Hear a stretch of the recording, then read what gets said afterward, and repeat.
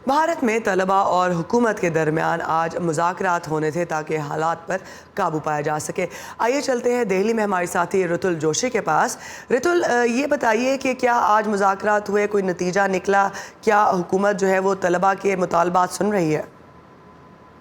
देखिए, अपनी बात लेके जेएनयू के लोग, जिसमें स्टूडेंट्स यूनियन के लोग भी शामिल थे, वो एचआरडी मिनिस्ट्री के ऑफिशियल से आज मिलने के लिए गए थे। और स्टूडेंट्स की अपनी एक डिमांड जो लगातार बनी हुई है वो वाइस चांसलर के इस्तीफे की है। तो उन्होंने अपनी इस बात पे कायम रहे। लेकिन जो एक दिलचस्प डेवलपमेंट अभी हुआ है इरम, यहाँ पे जब डीसीपी ने एक प्रेस कॉन्फ्रेंस की और उन्होंने कहा कि जो 9 लोग उन्होंने आइडेंटिफाई किए हैं इस पूरे रकस में, इस पूरे हंगामे में, उसमें जेएनयू की जो स्टूडेंट्स यूनियन की प्रेसिडेंट है आयशी घोष, उनका भी नाम शामिल किया है और 2 एवीबीपी के लोग आइडेंटिफाई हुए हैं, ऐसा उन्होंने कहा है।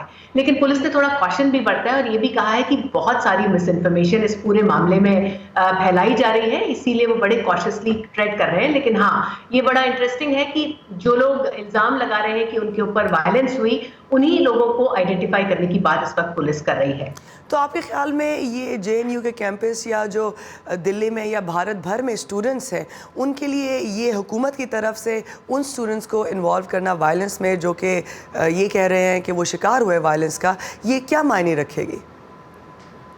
देखिए इरम, थोड़ा सा ना इस मामले की नज़ाकत को यहाँ पे समझना इससे पड़ेगा, क्योंकि जेएनयू में जो एक ट्रेडिशनल लड़ाई है और ये बहुत पुरानी लड़ाई है, लेफ्ट और राइट विंग की लड़ाई, और इतने लंबे अरसे से, पिछले अगर हम जेएनयू का पूरे तारीख को उठा के देखें तो लेफ्ट हमेशा यहाँ पे स्ट्रांग रहा है। लेकिन जब से हुकूमत बदली है भारत में 2014 के बाद से, धीरे धीरे राइट विंग ने भी अपनी पैठ बनाई है। लेकिन ये बिल्कुल सही बात है कि अभी भी लेफ्ट जितनी उसकी ताकत नहीं है। और ऐसा नहीं है कि 5 तारीख को पहली बार कोई वायलेंस या क्लैश हुआ था, उससे पहले की भी, बल्कि मुझे कुछ स्टूडेंट्स ने 4 तारीख के, 3 तारीख के वीडियोस शेयर किए थे जहां आपस में स्टूडेंट्स क्लैश कर रहे थे।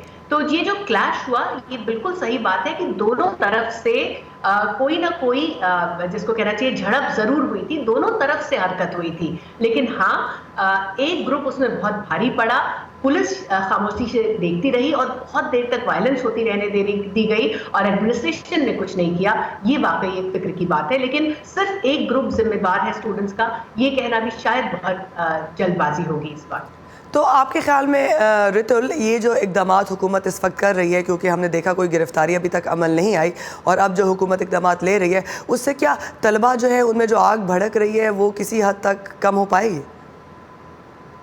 नहीं, गुस्सा बहुत ज्यादा है। आज एक अनईजी सा काम यूनिवर्सिटी में नजर आया, जहां पे आज कोई बहुत ज्यादा हमने क्लैशेस या प्रोटेस्ट नहीं देखे, जितना हमने थर्सडे के रोज देखा था उतना आज नहीं हुआ। लेकिन ये जरूर है कि गुस्सा बहुत है और जेएनयू में स्टूडेंट्स को ये भी लगता है कि यूनिवर्सिटी की जो एक इंडिपेंडेंस थी, उसकी जो ऑटोनॉमी थी, उसको खत्म करने की कोशिश ये मौजूदा हुकूमत कर रही है। ऐसे इल्जाम यूनिवर्सिटी की तरफ से बार बार लगाए जा रहे हैं। जो नए वाइस चांसलर को हुकूमत लेके आई थी, एम जगदीश कुमार को, उनको लेकर एक बहुत बड़ा तबका बहुत ज्यादा नाराज है। तो अभी भी ये नाराजगी खत्म हो गई हो या ये मामला यहीं पे ठंडा पड़ गया हो, ये कहना बहुत जल्दबाजी है। और स्टूडेंट्स अभी भी इस बात से नाराज है कि उनकी बातों को सुना नहीं जा रहा है और बहुत कोई प्रॉम्प्ट एक्शन नहीं लिया जा रहा है। रितुल, ये जो लेफ़्ट और राइट की जंग हम देख रहे हैं जेएनयू में, आपके ख्याल में ये भारतीय माशरे में कितनी पोलराइजेशन को डिपेक्ट करती है या उसको अयां करती है?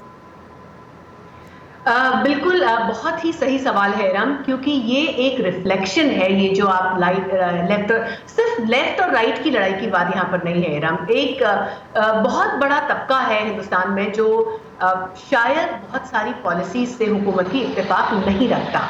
लेकिन 2014 के बाद से हम ये देख रहे थे कि जो वॉइस ऑफ डिसेंट थी वो बिल्कुल खामोश पड़ी थी, या तो वो लोग बोलते नहीं थे या उनको लगता था कि बोल के कुछ होगा नहीं, कोई सुनने वाला नहीं है। लेकिन ये एक तरह से सीएए से मैं कहूंगी इसकी जो शुरुआत, जब स्टूडेंट्स इस पूरी प्रोटेस्ट में कूदे, उसके बाद से अब ये हो गया है कि बहुत वोकल होके जो दूसरी साइड है वो बोलने लगे है।